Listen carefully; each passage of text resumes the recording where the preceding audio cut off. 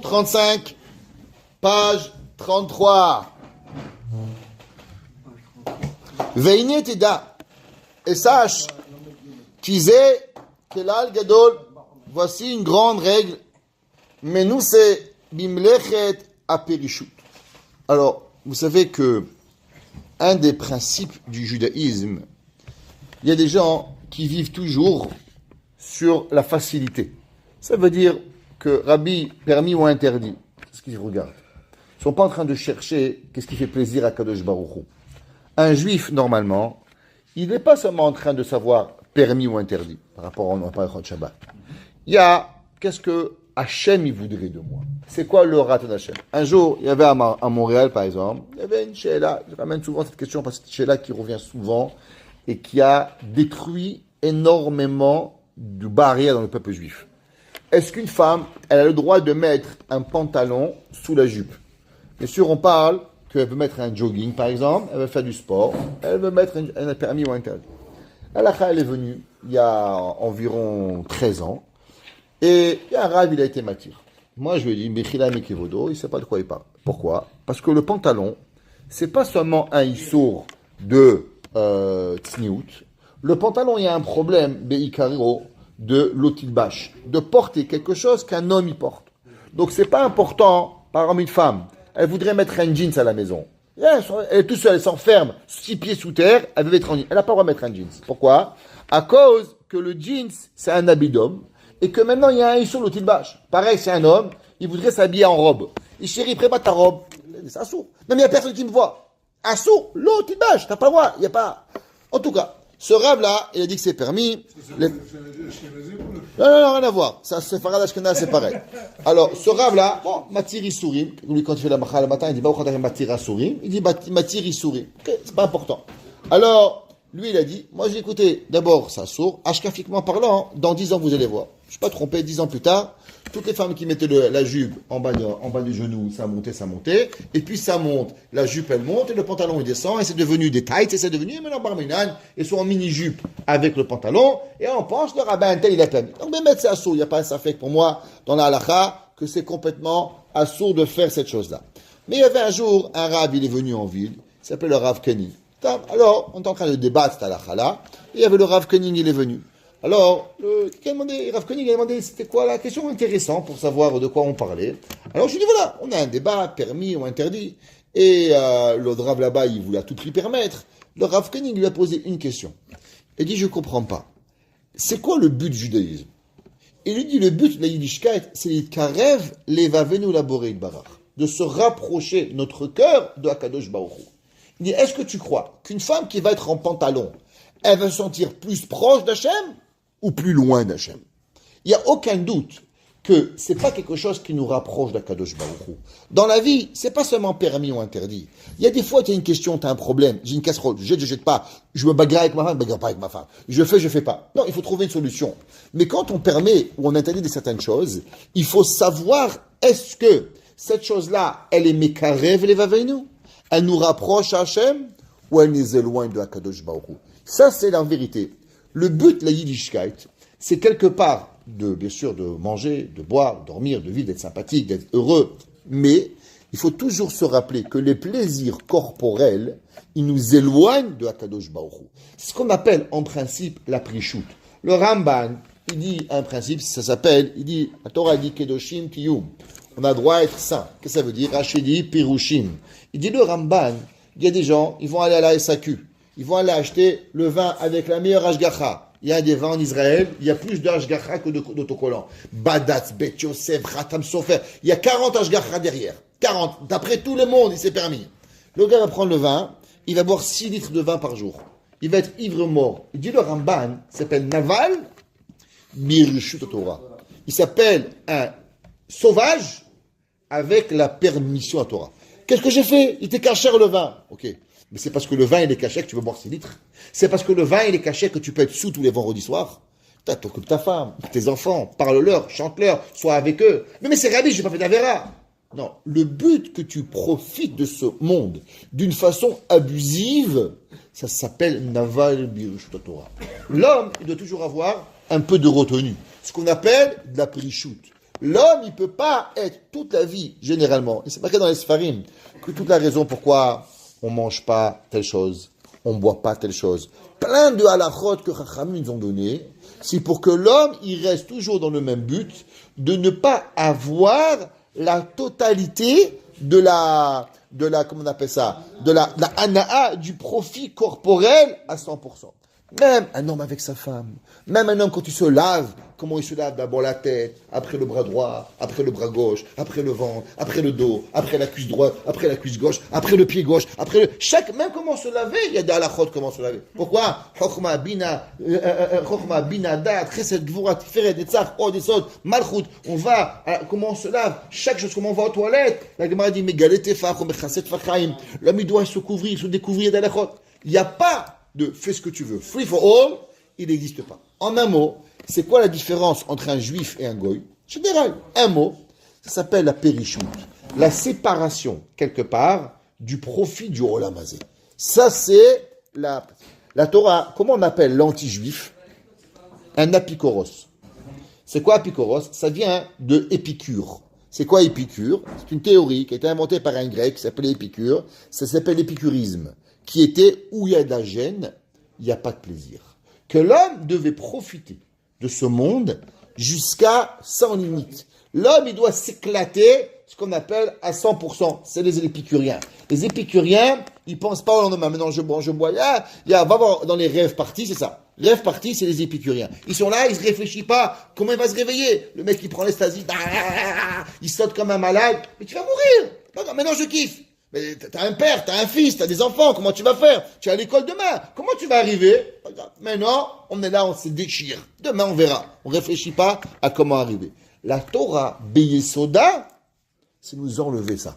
C'est ce qu'on appelle la périchou. Et plus on va dans le monde, et plus on va voir des gens qui vont s'approcher et se séparer du matériel.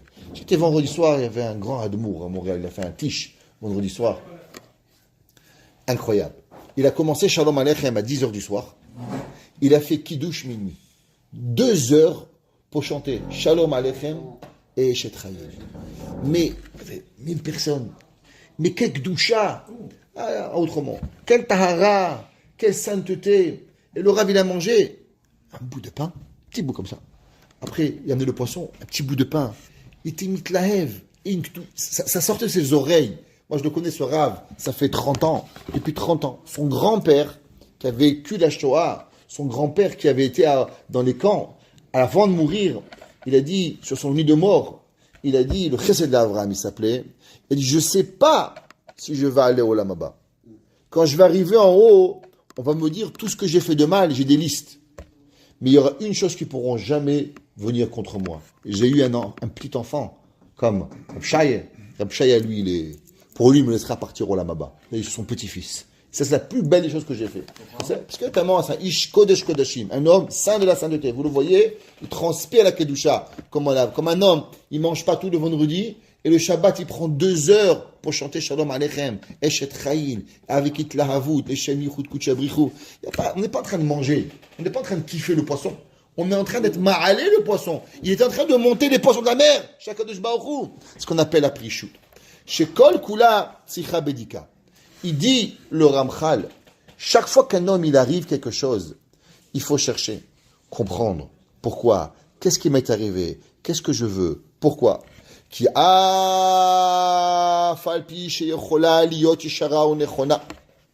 Parce que, même que des fois, une permission, elle est permise d'après la halakha.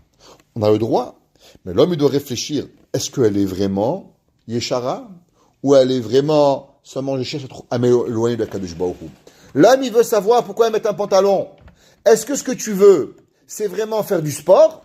Ou ce que tu as envie, en vérité, c'est seulement t'éloigner de Akadosh Baruch Hu? C'est quoi la raison que tu as envie? Est-ce que ce que tu cherches, c'est manger? Ou ce que tu cherches, c'est t'éloigner de Akadosh Baruch Hu? Ça, c'est ce que la bonne doit se demander à chaque moment. En âme. Karov Hadavar. Il dit, il faut savoir que chaque fois qu'on fait quelque chose, Shetiye mi etzot hayetzer ou mi remotav. Il y a en vérité, à chaque fois que l'homme il cherche une coulante, en vérité, c'est un conseil du Yetzer Hara pour pouvoir nous arnaquer et pour pouvoir nous tourner la tête que la personne, il s'éloigne de Dieu et qu'il se rapproche du Yetzer Hara. Ça, c'est ce que la personne, ce qu'il cherche en vérité, c'est de ne pas être proche d'Akadosh Baruch Hu. Alken, Sarich, Nivdok, Harea. C'est pour ça que chaque fois quelque chose qui est permis, l'homme il doit chercher Bechakirot ou Drishot Rabot. L'homme il doit essayer par tous les moyens. Ve'iyemachar kole tizdak, vadaï shitova. Alors il sera permis. Par exemple, 2 minutes avant votre question, souvent les gens ils demandent Rabbi, trouvez-moi une permission. Il y avait un grand rab, il disait je te pose une question. Imagine-toi, tu vas dans un grand restaurant. Un grand restaurant, t'es invité au, je sais pas, c'est quoi le grand restaurant à Paris? Il y a des noms, je sais pas. Ok. C'est dégueulasse, ça, Chops. Tu vas au Zèle à Paris. Va au Zèle à Paris, tu vas comprendre. C'est l'Okarov ZLZ. Ouais, c'est. Voilà, va l'Okarov ZLZ. Va chez Ozel. Ozel, c'est 3000, 4000 euros la part. Alors, tu vas à Paris, là-bas, et maintenant, le gars dit, voilà, monsieur, ce soir, on a un problème. On avait un flacon de poison. Il a disparu. Donc voilà, on vous fait un prix ce soir. À la place de payer 1000 euros la place, vous payez que 500 euros. Mais, attendez, il y a une chance sur 1000 qu'il y a un plat qui est contaminé avec du poison. Parce qu'il y a un qui va manger. Il y a un sur 2000. Merci beaucoup. Mais je vous fais un prix, 50%. Je dis, monsieur, gardez votre manger. Je vais aller manger une tomate à la maison. Il dit, mais monsieur, vous êtes déjà venu, vous êtes tout habillé. Il dit, vous rigolez ou quoi? Une chance, ça ne m'intéresse pas. Il dit, le Ramchal, je ne comprends pas. L'homme, il a été créé pourquoi? Pour être proche d'Hachem. Maintenant, il y a un doute que tout ça, ça t'amène au Geinam. Le Geinam, c'est pas un jour. Le Geinam, ça peut être 1000 ans. Et le mec, tu prends un risque. Tu prends un risque. Qu'est-ce qu'il dit David Amelech? David Amelech a dit Ve'ani kirvat elokim litov. Il y a des gens, je ne suis pas trop de religion, le rabbin. Un petit peu. Vous savez, il y avait un jour un rabbin, il arrive dans une communauté. Alors, il était un tout jeune rabbin. Alors, il arrivait le jeune rabbin. Alors, le président est venu le voir et dit, monsieur le rabbin, premier discours que vous allez faire ce soir, de quoi vous allez parler? Eh bien, du Shabbat. Il dit, surtout pas. Le vice-président, il travaille Shabbat. Il dit, bon, alors, mariage mixte. Il dit, non, non. Le deuxième président, il est marié avec une Goya. Il dit, bon, alors on va parler de cache-route. Il dit, surtout pas. Il y en a un, il vend du McDonald's.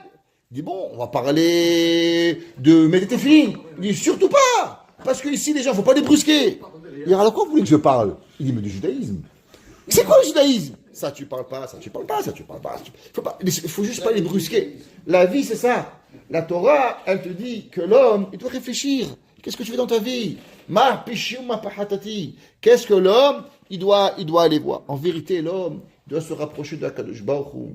L'homme, il doit être mitkarev l'Hashem. L'homme, il doit avancer. L'homme, il doit savoir, Béhémet, qu'est-ce qu'on est, qu'est-ce qu'on n'est pas. Si l'homme, il se pose pas cette question, qu'est-ce que je veux devenir, où je veux aller, dans 10 ans, à quoi je veux ressembler, alors il ne pourra pas avancer dans la vie. Ça, c'est impossible de pouvoir. Klaus Davar, la règle. Chizuk gadol tzarich adam etchazek ou litgaber bezrizut la'asot ha-mitzvot.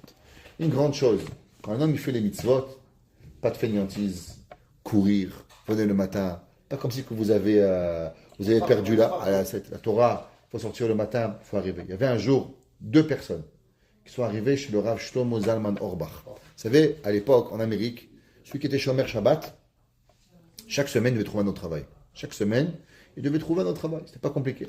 Il y avait un jour, un homme, celui qui était Shomer Shabbat était renvoyé en Amérique. Tu n'avais pas le droit de ne pas venir au travail Shabbat. Donc les gens, ils arrivaient, vendredi, on les renvoyait. Et ils travaillaient. Il y avait un jour un homme, ils étaient 2 amis, 2 Shomer Shabbat. Et ils avaient fait 57 différents travaux. Jusqu'à qu'ils avaient trouvé un travail. Et qu'est-ce qu'ils avaient fait? Les 2, dans leur soukha, pour embellir leur soukha, ils avaient accroché les 57 renvois, lettres de renvoi, pour pouvoir faire montrer à combien ils avaient été Shomer Shabbat. Un d'entre eux, tous ses enfants, des rabbins. L'autre, aucun de ses enfants était rabbin, même pas Shomer Shabbat. Les 2 hommes sont partis voir le Rav Shlomo Zalman Auerbach. Les rabbis, on a fait la même épreuve.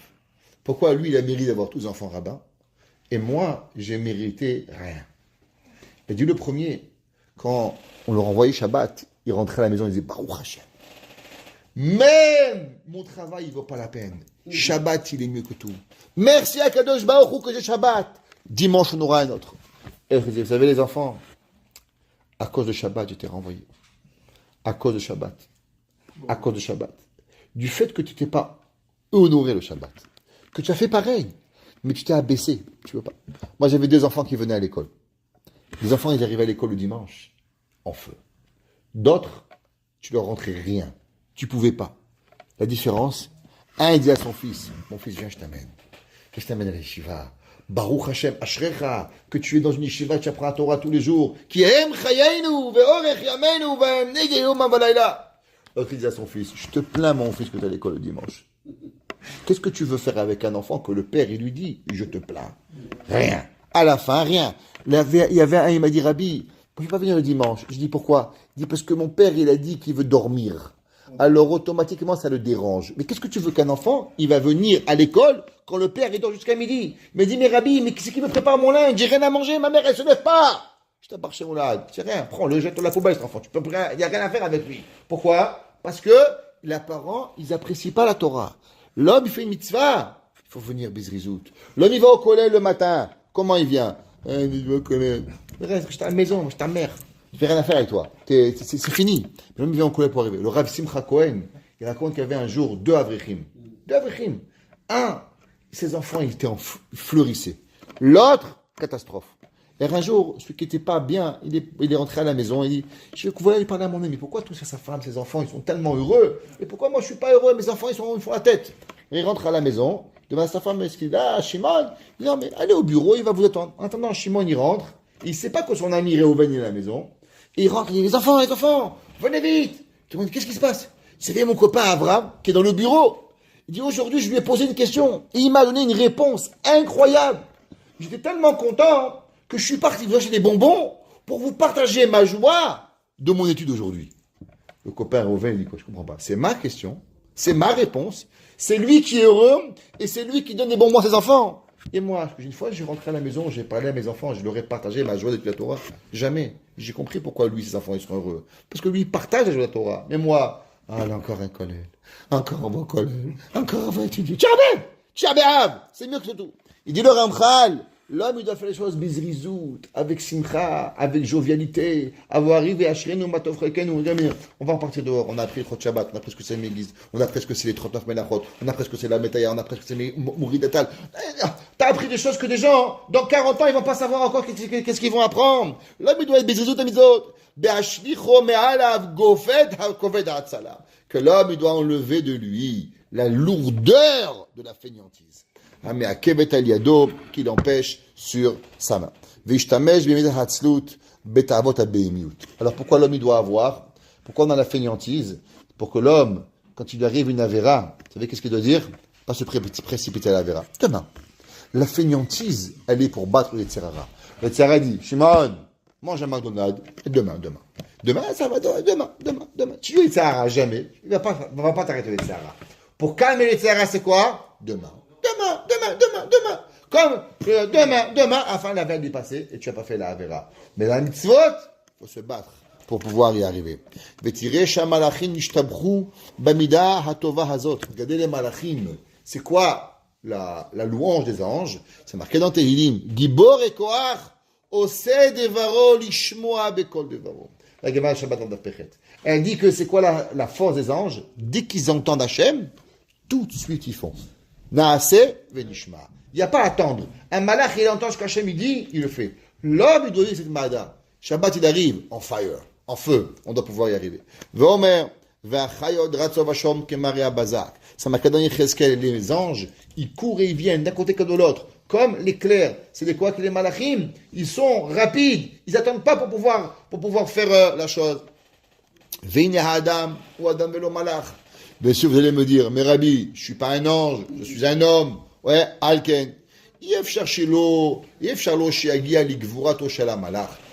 on ne t'a pas demandé de devenir un ange. On sait ce que tu es. Arvadai. Chaque chose que l'homme, il peut arriver à se rapprocher de Akadosh Baruch Hu, à ne pas faire les choses avec fainéantise, à faire les choses avec zérizout, avec zélage. David Amelech, il se réjouissait de sa vie et il disait, Chashti, Velo itmamati lishmor mitzvotecha. David Amelech, il a dit, tu sais qu'est-ce que j'ai fait dans Tehillim 119? Jamais j'étais feignant. L'autre mamat, j'ai pas attendu. Mitzvah ba'al yadecha. La Gemara a dit, c'est qui les deux personnes? Il y avait un, Moshe Rabbeinu. Dieu lui a dit, fais la guerre avec Midian, et après tu vas mourir. La Gemara a dit que Moshe Rabbeinu, il aurait pu retenir la guerre pendant 30 ans, et il serait pas mort. Le lendemain matin, il a dit, on va faire la guerre, et après je mourrai, c'est pas grave. Mais on n'est pas me'atel la mitzvah. À l'inverse, Yahushua, il a dit, il savait que son but c'était quoi? De conquérir Eretz Israël. Alors il a traîné 14 ans pour conquérir Israël. Pourquoi? Peut-être que je vais mourir, et je vais mourir après. Mais tu as raison. Dès qu'il a fini, il est mort. 110 ans, pas vécu 120 ans. On lui a enlevé 10 ans de sa vie. Pourquoi? À cause qu'il a traîné à ne pas faire la mitzvah le plus rapidement possible. Moshe Rabbeinu, il savait qu'il y avait les Haré Miklat, les 3 villes de refuge, qui ne marcheraient pas tant qu'il n'y aurait pas les 3 autres villes de refuge qui étaient en Eretz Israël. Mais il a dit, maintenant la mitzvah, elle vient, je la fais tout de suite. Je n'attends pas. L'homme, il a des obligations. Pourquoi? Zerizim, makdimim, la mitzvot. L'homme, il doit être en permanence en train de faire la mitzvah, en permanence en essayant de faire les choses pour faire la volonté de Akadosh Baruch Hu. Perek Zayin. Chelka zerizut shnaim. Maintenant, comment on arrive à la zerizut? De deux façons. Echad, kodem ha'maaseh, ve'echad acherchen. Il faut savoir que dans la vie, il y a deux choses. Il y a l'avant, l'action, et il y a l'après, l'action. Kodem ha'matchat ha'maaseh. La première chose, c'est que l'homme, il doit être rapide de la mitzvah et la biyagiazmana au bezamnalefanav ba'automarshavato. L'homme, il doit être rapide à faire la mitzvot instantanée sans jamais attendre. Baruch Hana Elolam. Amen. Amen.